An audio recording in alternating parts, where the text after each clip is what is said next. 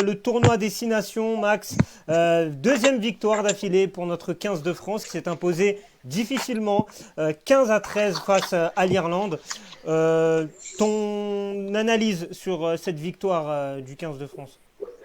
Ben, c'est une victoire très importante parce que ça a confirmé dire, toutes les bonnes choses qu'on voit depuis maintenant presque un an. Donc, on a encore été très solide défensivement. Ça, on peut notamment souligner le travail du nouveau préparateur de la défense chez Edwards. On voit vraiment sa patte pour ce match. La défense a été efficace. On n'a jamais été mis en difficulté. Avant, on a toujours des petits problèmes sur les extérieurs. Du poids. Contrairement à eux qui ont été souvent dans notre camp, ils n'ont quasiment jamais marqué, Ouais. sauf sur une erreur défensive. Mais après, sinon, on n'a pas été mis en difficulté. Après, la bataille du jeu au pied, on l'a remportée. Tous nos coups de pied ont été toujours bien tapés, dans toutes les bonnes zones du terrain. On a souvent fait courir les Irlandais. Après, en mêlée, on a été bon, mais après, ça aurait pu être mieux. On les a pas mis en difficulté alors qu'on avait largement les moyens. Et après, par contre, dans les moins de ce match, on va quand même mettre l'indiscipline. On a Ouais. été énormément pénalisé, Ouais. dans le jeu au sol notamment. Ouais. Ça, c'est un endroit où on n'a pas été très efficace, les grattages de ballons et tout ça. On a eu quelques bons ballons grattés, mais dans l'ensemble, on a été beaucoup trop pénalisé à mon goût. Après, on peut rajouter aussi la touche, qui, je trouve, a été défaillante. Ça a été un très très gros point noir. On a eu très peu de bons lancements de jeu sur À un sur moment, ces il y a eu ballons-là. il y a eu un sale ballon perdu en touche vers la fin du match, je crois, si je me trompe pas, non? Oui, il n'y en a pas eu qu'en fin de match. Il y en a eu au début, pendant tout le temps, tout le temps. Ouais, Des, les deux premières actions, c'est deux balles perdues. voilà, je me souviens en première mi-temps, on a deux lancés dans nos 22 mètres. Les blocs de son sont constitués. C'est enfin, même sans que les mecs aient fait les annonces, j'ai vu qu'on allait se faire contrer, quoi. Les blocs de saut, ils étaient beaucoup trop lisibles.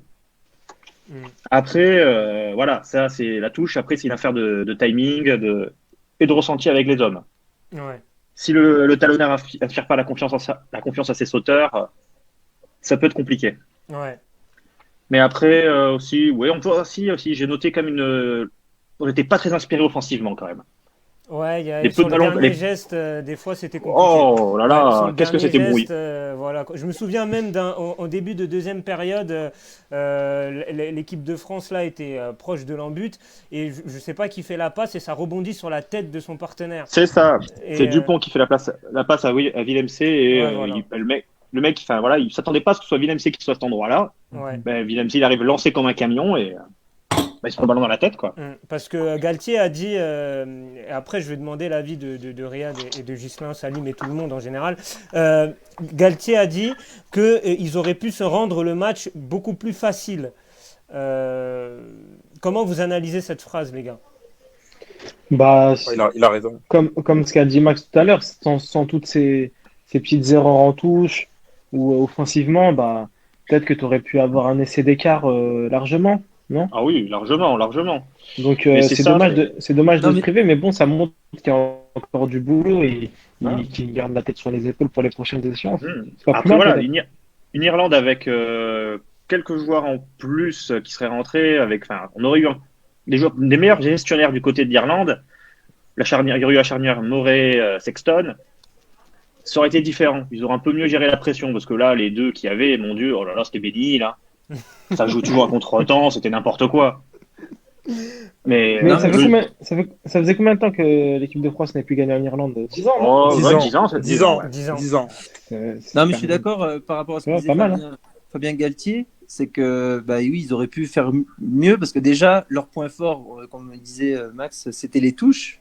Si déjà tu restes dans ton domaine le meilleur au niveau des touches, normalement ça devrait passer et ils auraient pu creuser l'écart. Hein. Bon, c'est vrai qu'il n'y a pas de bonus au tournoi de destination, il n'y a pas de bonus offensif, quelque chose Si, comme ça. Mais... si. Si, Il y en hein, a, il y en Si, a. il y a, hein. Je crois depuis 2 ans. Ouais, depuis c'est 2 ans, ça. c'est mis? Ah, bon, bah, Ouais, ouais. j'ai raté l'actu. Bon, bah, tant mieux. C'est dommage, en tout cas, qu'on n'ait pas pu faire ça, parce que vu ce qui va se passer après par la suite pour l'équipe de France, ça aurait pu être bien de pouvoir gagner. Surtout que là, on était quand même à 2 matchs à l'extérieur consécutifs. Hein, donc, Ouais. il faut le dire. Alors, oui, c'était l'Italie, le premier match, mais quand même, là, taper l'Irlande en Irlande, il y a le côté Covid, il n'y a pas de supporters. Alors, peut-être que ça joue aussi. Non. Après l'Irlande, il y a un problème générationnel qui est en train d'arriver aussi. Hein. Ça reste une équipe solide, mais à certains postes clés, ça manque cruellement de joueurs de grand talent. Ouais. Par exemple, là, on a vu très clairement que s'il n'y a pas Conor Murray et Jonathan Sexton, la charnière, ça vaut Nib. Il n'y a personne, personne derrière. Après, la paire de centres, Ringrose et Shaw, c'est un très bon niveau, mais on est très loin de ce qu'il y avait avant avec Audrey Scholl et Gordon Darcy. Ah oui, c'est une autre époque, ça. Bah, c'est pas si vieux, hein, c'était il y a 6 ans. Hein. Ouais. Après, après devant, pareil, en troisième ligne, c'est faiblard, je trouve. Hein. CJ Stender, c'est très très fort, mais après, les deux autres qui l'accompagnent, c'est moyen. Hein. Donc là, on est face à une équipe d'Irlande qui est en transition. Max, voilà. Je sais pas si tu es d'accord avec moi, Max, mais personnellement, quand j'ai regardé le replay, hein, mais juste en regardant, on va dire, les 10-15 premières minutes, moi, j'ai flippé. Hein. Moi, au départ, quand j'ai regardé, j'ai dit, c'est bon, on va en prendre plein. Après, oui, sur le reste du match, après, j'étais plus tranquille. Mais au départ. Ah non, la victoire était pas gagnée, hein. Ça c'est sûr. J'ai eu peur. Pareil, hein, les 20 premières minutes, je le sentais moyen le match. Après, quand j'ai vu qu'on était en place défensivement, que les autres. On joue à 10 dès le départ, là. Oui. On prend un jaune. Hein. On prend à 15, à 15. Non, le jaune, on le prend. On le prend vers la 20e. Presque en fin de première mi-temps. Ouais, c'est le croquant en jambe. Ouais. Compliqué déjà, tu prends le jaune ensuite. Non, mais c'est vrai. Mais c'est comme j'ai dit, les Irlandais, ils manquaient cruellement de talent. Ouais. Ils ont eu quelques joueurs qui franchissaient un peu plus, des joueurs un peu plus puissants et déterminants. Ouais, ça pouvait faire mal. Mais par exemple, chez eux, le seul que j'ai trouvé bon, ça a été, on va dire, la paire de centres. Cet ailier néo-zélandais Lowe et un de leurs deuxième ligne, j'ai oublié son nom. Mince. Bon, bref, un de leurs deuxième capitaine. Tu peux dire O'Hara, O'Sullivan. non, mais après sur l'ordre. Merci Riyad. Franchement, j'étais pas. Mais ouais, j'étais trouvé vraiment très emprunté les Irlandais. Je pense que ils vont manger leur pain noir pendant un moment, quoi. Ouais. Juste l'avis de Dany, on l'a pas beaucoup entendu. T'en as pensé quoi, toi, de ce match de l'équipe de France globalement? Moi, j'ai pas regardé tout le match, mais du peu que j'ai vu, je trouve qu'ils ont pas trop mal joué parce qu'il faut rappeler qu'à l'époque, ces matchs-là, tu vois, ils les gagnaient pas. Donc ça, c'est déjà une chose qui a changé par rapport au passé. Donc ça, c'est plutôt positif. Faut savoir gagner même en n'étant pas si bon que ça. Donc ça, c'est pas mal pour la confiance. Après, voilà, il y a quand même pas mal de déchets dans le jeu. Jalibert, il a laissé filer pas mal de points, des pénalités faciles, bon, qui étaient pas toutes faciles, mais bon, quand il a mis la pénalité sur le poteau, si elle rentrait, ça aurait été mieux, on aurait été plus large, tu vois. Que là, jusqu'au bout, on avait chaud aux fesses. C'était un peu pénible, tu vois. Mais sinon, voilà, je trouve que dans cette équipe, il y a un supplément d'âme, il y a vraiment quelque chose. Et Galtier, bah voilà, il fait les choses bien parce que c'est le sélectionneur qu'il fallait, même si je maintiens à dire que pour moi, il est arrivé 10 ans trop tard. Mais c'est pas grave. Après, voilà, il faut travailler la discipline parce que ça, c'est assez problématique. Mais dans le staff, voilà, il y a un ancien arbitre qui est là, Garcès, qui est là aussi pour gérer la discipline des joueurs. Et voilà, j'espère qu'avec le temps, ça va le faire. Mais voilà, c'est pas facile de gagner 2 matchs à l'extérieur dans le tournoi. Ouais, on le fait. Voilà, on va pas, comment dire, on va pas se plaindre, on va pas bouder notre plaisir. Après le prochain match, c'est l'Écosse. Normalement, a priori, ça devrait le faire, même si on sait jamais avec l'Écosse, parce que ça va le faire. Hein. On n'est jamais à l'abri d'une douche écossaise. L'année dernière, on a perdu 28-17 alors qu'on devait gagner ce match. Je pense que si on gagnait pas enfin voilà, après, justement, on n'avait pas gagné les dernières à cause de l'indiscipline parce que je me rappelle, Awas, il avait pris un carton rouge. Tu vois, donc voilà, je pense qu'il faut travailler. Il y a encore à travailler. On est encore perfectible, mais je pense que cette équipe elle a de beaux jours derrière elle. Il y a un joueur qui m'a vraiment marqué. Alors j'aimerais peut-être que Max va pouvoir nous en parler un peu plus. C'est Brice Dulin. C'était pour une droite, non d'ailleurs. Ouais. Brice Dulin. Je sais pas s'il m'entend. Oui, Brice Dulin. Ouais. Dulin parce que ce gars. Enfin moi en tout cas juste pour ce que j'ai vu, j'ai regardé parce que je le trouvais pas bien grand et il sautait sans arrêt. Et il se jetait, c'était impressionnant. Et le commentateur, je l'ai entendu et pour le coup, je voulais avoir ton avis dessus. Il disait que c'était à montrer dans toutes les écoles de rugby. Ah oui, très Ce qu'il clairement. faisait Ouais. et tout, alors que pourtant, qu'à il n'est pas l'arrière, parti avec beaucoup d'avantages en jouant. Non, au non, rugby. parce qu'après, au poste d'arrière, la taille bien sûr, c'est un plus, mais c'est pas le plus important, c'est le timing dans le saut. L'important, c'est vraiment le timing. Moi, le peu que j'ai joué, je suis pourtant pas bien grand et j'ai pas souvent été mis en difficulté sur les ballons parce qu'une fois que tu maîtrises le timing, tu sais quand sauter, tu rattrapes tous les ballons.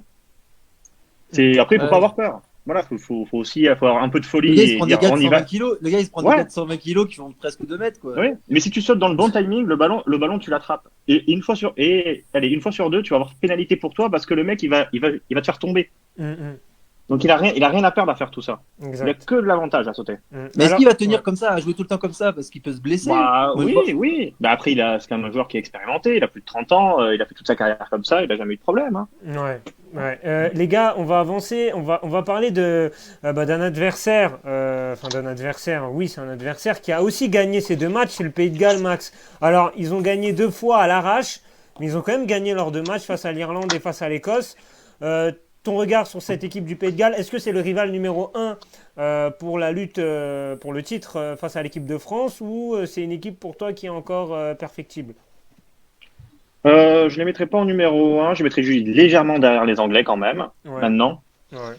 Mais après, ouais, ça reste perfectible parce que Pivac, le sélectionneur, essaye de reconstruire derrière Warren Gatland. Mhm. Et comme c'était son adjoint, c'est jamais difficile de passer derrière après on appelle ça le principal. C'est comme un peu ce qui s'est passé à Saint-Etienne avec Printemps et Gasset, quoi. Mhm. Tu passes d'un coup de adjoint à numéro 1. Il faut le temps qu'il mette sa patte en place, que les joueurs adhèrent à son nouveau projet, parce qu'il a l'air de partir sur un autre jeu que celui de Gatland, d'être un peu plus ouvert. Mais après, il faut que le temps que ça se mette en place. Mais je pense que les Gallois peuvent être un très très gros outsider. Parce que pareil, on n'en parle pas assez, mais aussi chaque année, c'est impressionnant, ils nous sortent 2 ou 3 joueurs qu'on connaît pas et qui sont bons. Bah, s'ils tapent les Anglais la semaine prochaine, ce seront les favoris avec la France. Hein. Ah, clairement. Voilà. Ah oui, oui. D'ailleurs, les Anglais Les qui ont Anglais, ouais. d'ailleurs, les Anglais qui ont rendu une copie, certains diront moyenne, face à l'Italie. Catastrophique pour Dany, mais ça a été dur là pour les Anglais. Max, tu avais déjà remis en cause leur jeu la semaine dernière. Bon, là. Non, c'était indigent. Comment on peut produire une prestation comme ça à haut niveau? Les mecs sont tous ils sont tous dans des grands clubs anglais. Alors on va mettre entre guillemets ceux qui jouent au Saracens parce que leur club les fait pas jouer depuis 1 an quasiment. Mais putain, mais merde, c'est pas possible. Les mecs, aucune passe qui arrive à destination. C'était un scandale ce match. Ils gagnent parce que les Italiens sont vraiment nuls. Mais sinon, ils jouent contre une autre équipe. C'est eux qui prennent la valise. C'est vraiment, j'ai été déçu. Les Italiens, mais franchement, ils méritaient pas un écart aussi grand, quoi. Ouais. Et Dany, toi t'as dit que c'était nul aussi. T'es déçu par ce que proposent les Anglais là depuis le début du tournoi? Bah ouais, je suis déçu déjà dans la mesure où t'es vice-champion du monde en titre. Donc normalement c'est toi, tu dois montrer les bras. Et là franchement, je sais pas, je les sens un peu timorés, ils sont pas dedans. Et franchement, à l'époque, des matchs contre l'Italie, ils les gagnaient large, ils les gagnaient, je sais pas, 50-10 sans problème. Là, tu vois qu'ils galèrent. Enfin, à un moment donné, si tu commences à galérer contre l'Italie, il faut se remettre en question. Hein. Ou puis même sans gagner forcément avec des grands écarts. Il y avait des prestations qui étaient correctes dans le jeu. On voyait que les lancements de jeu étaient appliqués ou parce qu'en face, l'Italie s'est élevée au niveau. Il y avait quelque chose. Là, l'Italie n'a rien montré. Ils ont même été mis en difficulté par les Italiens. Alors que franchement, il n'y avait rien du tout. L'Aurélier, mon petit Yohanné que j'ai vu passer au Stade Français, il était nul, mais nul. Là, aujourd'hui, quand je l'ai revu la semaine dernière contre la France, j'ai dit, ah tiens, il joue encore au rugby, lui. Ouais. Et ça m'a confirmé qu'il est toujours aussi nul. Mais là, j'ai pas compris. J'ai dit, comment tu fais pour être mis en difficulté comme ça aussi contre cette équipe? Mais je pense que les Anglais, là, va falloir qu'ils se reprennent sérieusement parce que contre le Pays de Galles, ça passera pas. Ah, c'est clair. Bon, faut quand même retenir le superbe essai de Johnny May quand même. Moi, j'ai apprécié. Qu'il est passé au-dessus du mec. C'était pas mal. Bon, on va dire que c'est l'une des seules actions positives de l'Angleterre, hein, Max, si on veut trouver des trucs ouais, positifs. voilà, si on veut trouver du positif, ouais. Parce qu'après, ouais, leur système de jeu avec 3 ouvreurs dans le triangle du milieu de terrain avec Ford, Farrell et Slade, faut vite changer ça. Hein. Ouais. C'est pas possible. Ouais. Bon, en tout cas, ce tournoi destination qui va reprendre dans 2 semaines, il me semble, Max. Là, C'est ça, Ah non oui, le week-end du 28, ça reprend. ouais, Ah, le ouais, week-end du 28. Et bon, tu seras là, bien évidemment, pour débriefer tout ça. En tout cas, l'équipe de France qui, pour l'instant, est en marche pour pourquoi pas le Grand Chelem et qui jouera face à l'Écosse au Stade de France. Merci, Max, d'avoir fait ce petit point tournoi destination et on te retrouve dans 2 semaines. Salut, Max. Salut les Salut, gars, Max. bonne soirée. Salut. Salut. Salut. Ciao.